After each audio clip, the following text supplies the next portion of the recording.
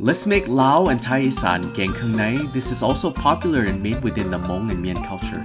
And guess what? It's super easy to make, perfect for this cold weather. Let's dive into the recipe.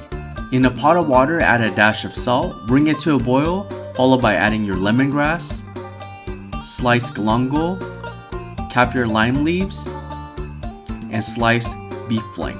You can also use any kind of beef stew of your choice. Next, season with some fish sauce, chicken bouillon, and some MSG. To the soup, you can use whatever innards you want.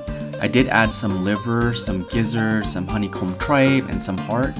I removed it from the pot, thinly sliced them, then re-add it back into the pot.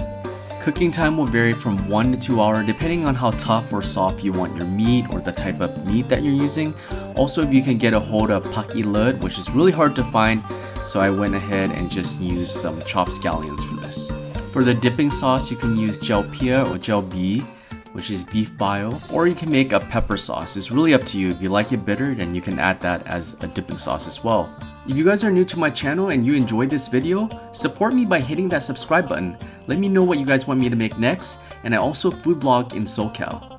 Wow, look at that. Follow for more.